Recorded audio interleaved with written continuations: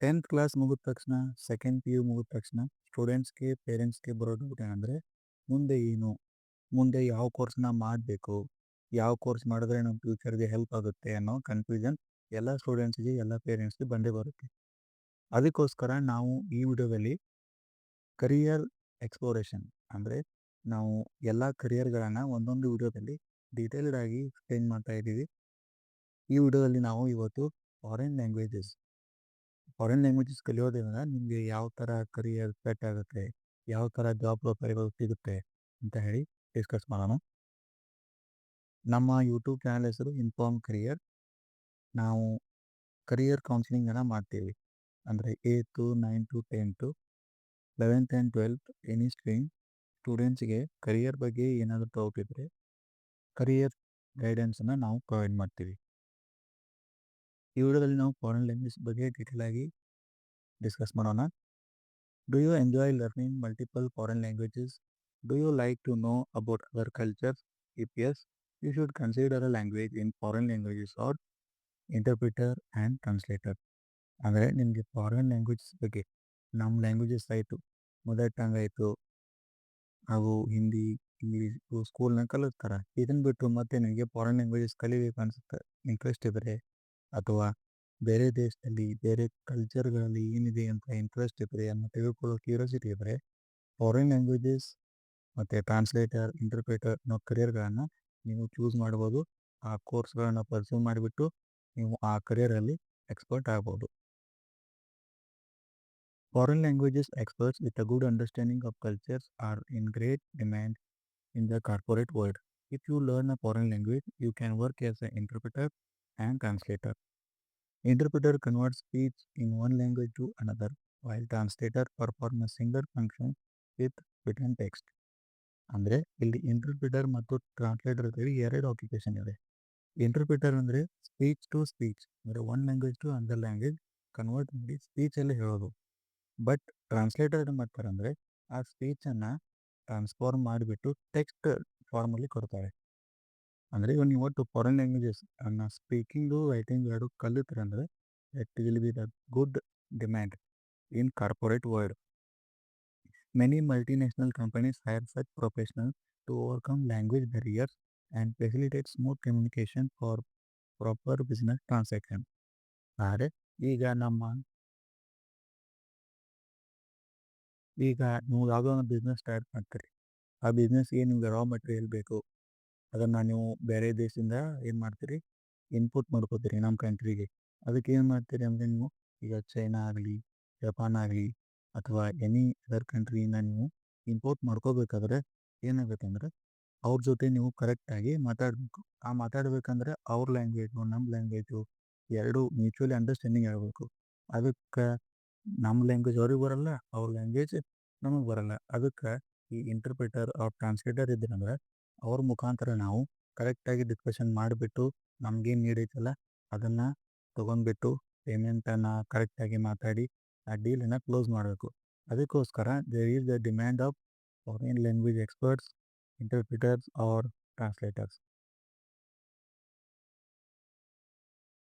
And what are the roles and responsibilities in foreign language career? Prepare the translation of foreign language into native language for better understanding. Read written materials such as legal documents, scientific works, or news reports and rewrite material into specified language.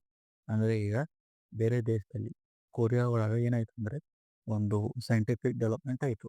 ಅವರು ತಮ್ಮ language ಒಳಗೆ ಒಂದು ಡಾಕ್ಯುಮೆಂಟನ್ನು publish ಮಾಡಿದ್ದಾರೆ. ನಮ್ಗೆ ಯಾರಿಗೂ ಆ language ಬರಲ್ಲ ಅಂದರೆ ನಾವು ಆ ಸೈನ್ಸ್ ಏನು ಡೆವಲಪ್ಮೆಂಟ್ ಆಗೈತಿ ಅಂತ ಆಗೋದಿಲ್ಲ. ಅದಕ್ಕೋಸ್ಕರ ಒಂದು ವೇಳೆ ನಮ್ಮಲ್ಲಿ ಇಂಟರ್ಪ್ರಿಟರು, ಟ್ರಾನ್ಸ್ಲೇಟರು ಇದ್ರಂದ್ರೆ ಆ ಡಾಕ್ಯುಮೆಂಟನ್ನು ಓದಿಬಿಟ್ಟು ಅದನ್ನು ನಮ್ಮ ನೇಟಿವ್ ಲ್ಯಾಂಗ್ವೇಜ್ಗೆ ಟ್ರಾನ್ಸ್ಲೇಟ್ ಮಾಡಿಬಿಟ್ಟು ನಮಗೆ ಕೊಟ್ರಿ ಅಂದರೆ ವಿ ಗೆಟ್ ಅಂಡರ್ಸ್ಟ್ಯಾಂಡಿಂಗ್. ಅಲ್ಲಿಂದ ನಾವು ಕಲಿಬೋದು. ಅದಕ್ಕೆ ತಡೆ ಈಗ ನೋಡಿ ನಮ್ಮ ದೇಶದಾಗ ಇಂಗ್ಲೀಷನ್ನು ನಾವು ಯೂಸ್ ಮಾಡ್ತೀವಿ ಅಂತ ಹೇಳಿ ಈ ವರ್ಲ್ಡ್ನಾಗಿನ ಡೆವಲಪ್ ಆಗ್ತಾವೆ ಎಲ್ಲ ನಮ್ಗೆ ಗೊತ್ತಾಗುತ್ತೆ. ಒಂದು ವೇಳೆ ನಾವು ನಮ್ಮ ಬೇರೆ ಕೈ ತಗೊಂಡ್ಬಿಟ್ಟಿವಿ, ನಮ್ಮನ್ನ ಕವರ್ ಮಾಡ್ಕೊಂಡಿವಿ, ನಮಗೆ ಇಂಗ್ಲೀಷ್ ಬೇಡ, ನಮಗೆ ಬೇರೆ ಯಾವುದೂ ಲ್ಯಾಂಗ್ವೇಜ್ ಬೇಡ ಅಂದರೆ ಡೆವಲಪ್ಮೆಂಟ್ ಆಗೋದಿಲ್ಲ.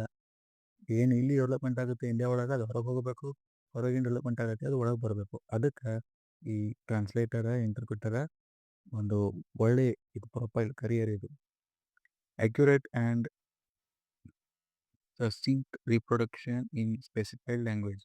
ಅಂದ್ರೆ ನೀವು ಲ್ಯಾಂಗ್ವೇಜಸನ್ನು, ಈಗ ಲ್ಯಾಂಗ್ವೇಜ್ ಇಂಟರ್ಪ್ರಿಟೇಷನ್ ಅಂದ್ರೆ 50% ಮಾಡ್ಕೊಂಡ್ರೆ ಆಗೋದಿಲ್ಲ. ಅಕ್ಯುರೇಟ್ ಮಾಡಬೇಕು. ಅಂದ್ರೆ ಏನು ಮೆಸೇಜ್ ಐತಿ ಅದನ್ನು ಕಂಪ್ಲೀಟಾಗಿ ಕೊಡಬೇಕು ನೇಟಿವ್ ಲ್ಯಾಂಗ್ವೇಜಿಗೆ.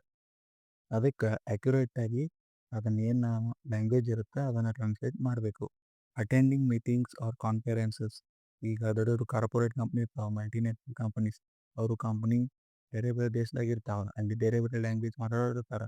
ಈಗ ಮೀಟಿಂಗ್ ಒಳಗೆ ಒಂದೇ ಮೆಸೇಜ್ ಬರಬೇಕು. ಅಂದರೆ ಎಲ್ಲರದು ಕೂಡಿ ಮೆಸೇಜ ಒಂದು ಥೀಮ್ ಆಗಬೇಕು. ಒಂದು ಪ್ಯಾನೆಲ್ ಮೆಸೇಜ್ ಬರಬೇಕಂದ್ರೆ ನೀವೇನು ಮಾಡ್ಬೇಕಂದ್ರೆ ಅಲ್ಲಿ ಒಬ್ಬ ಟ್ರಾನ್ಸ್ಲೇಟರ್ನ ಇಡಬೇಕು. ಅವರು ಎಲ್ಲ ಲ್ಯಾಂಗ್ವೇಜನ್ನು ತಿಳ್ಕೊಂಡು ಫೈನಲ್ ಒಂದು ಲ್ಯಾಂಗ್ವೇಜ್ ಇಂಗ್ಲೀಷ್ ಒಳಗೆ ಎಲ್ಲರಿಗೂ ತಿಳಿಸಿ ಹೇಳಬೇಕು. ಅದಕ್ಕೆ ಈ ಥರ ನಾವು ನಿಮ್ಗೆ ರೋಲ್ಸ್ ಸಿಗ್ತಾವೆ. Using technology where appropriate such as microphones, headphones, telephones, video and the internet. ಅಂದರೆ ಈಗ ನೀವು ಲೋಕಸಭಾ ಮೀಟಿಂಗ್ ಇರ್ತಾವಲ್ಲ, ನೀವು ನೋಡ್ಬೋದು ಅಲ್ಲಿ ವೇರಿಯಸ್ ಸ್ಟೇಟ್ದಿಂದ ಬೇರೆ ಬೇರೆ MP ಗಳು ಬಂದಿರ್ತಾರೆ.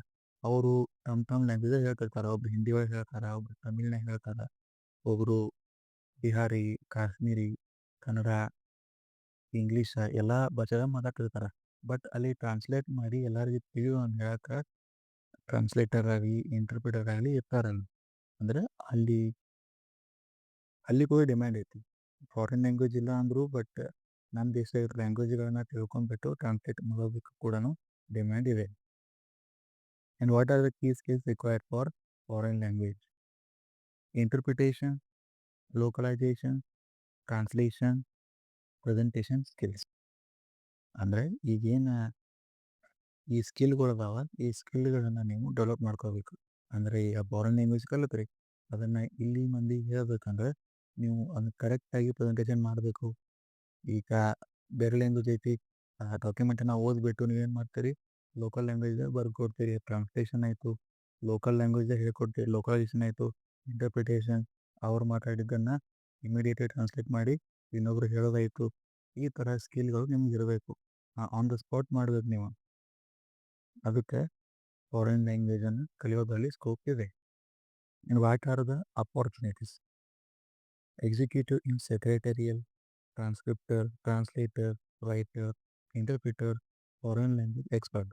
ನಿಮ್ಮೊಂದು ಎಕ್ಸಾಂಪಲ್ ಕೊಡಬೇಕಂದ್ರೆ ಈಗ ನಮ್ಮ ದೇಶದಿಂದ MP ಗಳಾಗಲಿ, ಮಿನಿಸ್ಟರ್ಗಳಾಗಲಿ, ಅಥವಾ ಎನಿ IAS IPS ಆಫೀಸರ್ಗಳಾಗಲಿ ಸೆಕ್ರೆಟರಿ ಅಂತ ಹೇಳಿ ಔಟ್ ಆಫ್ ಕಂಟ್ರಿ ಹೋಗ್ತಾರೆ for visit, for any meeting ಹೋಗ್ತಾರೆ. ಆವಾಗ ಅಲ್ಲಿ between the secretariat language translation ಮಾಡೋಕೆ there is a need of the translator, interpreter ಅಲ್ಲಿರಬೇಕು. ಅದಕ್ಕೆ ಏನಾಗುತ್ತೆ, ಅಲ್ಲಿ ಕೂಡ ಸ್ಕೋಪ್ ಇದೆ, ಅಲ್ಲಿ ಕೂಡ ಏನೈತಿ ನೀಡ್ ಇರುತ್ತೆ. ಅಲ್ಲಿ ನೀವು ವಿತ್ ಮಿನಿಸ್ಟರ್, ವಿತ್ ಅವ್ರ MP ನೀವು ಹೋಗ್ಬೋದು. ಅಲ್ಲಿ ಹೋಗ್ಬಿಟ್ಟು ನಿಮ್ಮ ವರ್ಕನ್ನು ನೀವು ಮಾಡ್ಬೋದು. And what are the career navigator? ನೀವು ಯಾವ ಕೋರ್ಸ್ಗಳನ್ನ ಮಾಡಬೇಕು? 12th any stream, BA any foreign language, MA in that language. And second option is 12th any stream, BA any foreign language, diploma or certificate foreign language. ಈ ಥರ career option ಇದಾವೆ. ಇದ್ರ ಮುಖಾಂತರ ನೀವು foreign languages ಒಳಗೆ expert ಆಗ್ಬೋದು. And you are interested, ನಿಮ್ಗೆ really ಈ ಫಾರಿನ್ ಲ್ಯಾಂಗ್ವೇಜ್ ಒಳಗೆ ಇಂಟ್ರೆಸ್ಟ್ ಇತ್ತು, if you want to become a interpreter or translator, you can check your suitability with this career. ಅದಕ್ಕೋಸ್ಕರ ನಮ್ಮ ಇನ್ಫಾರ್ಮ್ ಕರಿಯರ್ಲಿ ನಾವೇನು ಮಾಡ್ತೀವಿ ಅಂದರೆ ಕರಿಯರ್ ಸೂಟಬಿಲಿಟಿ ಟೆಸ್ಟ್ ಅಂತೇಳಿ ಮಾಡ್ತೀವಿ. ಅಂದ್ರೆ ನಾವು ಒಂದು ಟೆಸ್ಟ್ ಕಂಡಕ್ಟ್ ಮಾಡ್ತೀವಿ, ಟೆಸ್ಟ್ ಬರೀತೀರಿ. ಟೆಸ್ಟ್ ಬರೋದ ತಕ್ಷಣ ನೀವು ಈ ಕರಿಯರ್ಗೆ ಎಷ್ಟು ಮ್ಯಾಚ್ ಆಗ್ತೀರಿ, ಎಷ್ಟು ಪರ್ಸೆಂಟೇಜ್ ಮ್ಯಾಚ್ ಆಗ್ತೀರಿ ಅಂತೇಳಿ ಚೆಕ್ ಮಾಡ್ತೀವಿ. ಒಂದು ವೇಳೆ ನಿಮ್ಮ ಸ್ಕೋರ್ ಗುಡ್ ಇತ್ತು, ಓಕೆ. ಒಂದು ವೇಳೆ ಸ್ಕೋರ್ ಕಮ್ಮಿ ಬಂತಂದರೆ ನೀವು ಈಗ ಏನು ಮಾಡಬೇಕು, ಯಾವ ಕೋರ್ಸನ್ನು ಮಾಡಬೇಕು, ಯಾವ ಸ್ಕಿಲ್ಲನ್ನು ಡೆವಲಪ್ ಮಾಡ್ಕೋಬೇಕು, ಅದನ್ನು ಕೂಡ ನಾವು ನಿಮ್ಗೆ ಹೇಳ್ಕೊಡ್ತೀವಿ.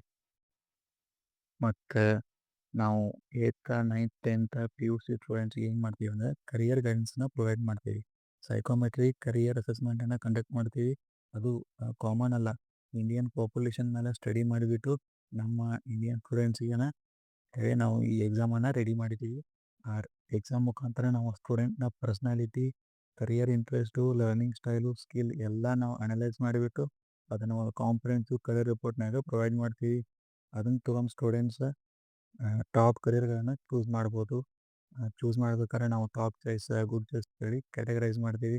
ಟಾಪ್ ಚಾಯ್ಸ್ ಒಳಗೆ ನಿಮ್ಗೆ ಇಂಟ್ರೆಸ್ಟ್ ಗೊತ್ತಂದ್ರೆ ನಾವು ರೆಕಮೆಂಡ್ ಮಾಡ್ತೀವಿ, ಆ ಕೋರ್ಸನ್ನು ನೀವು ಪರ್ಸ್ಯೂ ಮಾಡಿರಿ ಅಂದ್ರೆ you can reach your dream career. ಅದಕ್ಕೆ ಈ ಪ್ರೊಸೆಸ್ಗೆ ನಾವೇನಂತೀವಿ ಅಂದ್ರೆ ಕರಿಯರ್ ಕೌನ್ಸಿಲಿಂಗ್ ಅಂತ ಕರಿತೀವಿ. ಇದು ನ್ಯೂ ಎಜುಕೇಷನ್ ಪಾಲಿಸಿ ಒಳಗೆ ಮ್ಯಾಂಡೇಟ್ ಮಾಡಿದ್ದಾರೆ. ಆದರೆ ಎಲ್ಲ ಸ್ಕೂಲು, ಎಲ್ಲ ಕಾಲೇಜುಗಳಲ್ಲಿ ಕರಿಯರ್ ಕೌನ್ಸಿಲಿಂಗನ್ನು ಮ್ಯಾಂಡೇಟರಿ ಮಾಡ್ಬೇಕಂತ ಹೇಳಿ ರೂಲ್ ಆಗಿದೆ. ಸ್ವಲ್ಪ ಕಾಲೇಜಸ್ ಫಾಲೋ ಮಾಡತ್ತಾರ, ಸ್ವಲ್ಪ ಮಾಡತ್ತಿಲ್ಲ. But 2030 it is compulsory for every school and colleges. But ಅವಾಗಿಂದ ಕಂಪಲ್ಸರಿ ಆಗುತ್ತೆ. ಬಟ್ ಈಗಿನ 10 ಸ್ಟೂಡೆಂಟ್ಸಿಗೂ ಸ್ವಲ್ಪ ಗೈಡೆನ್ಸ್ ಬೇಕಲ್ಲ.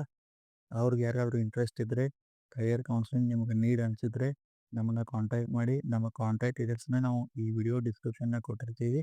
If you want to book the session, click on the link and book the session. We are happy to help you. And thank you for watching this video.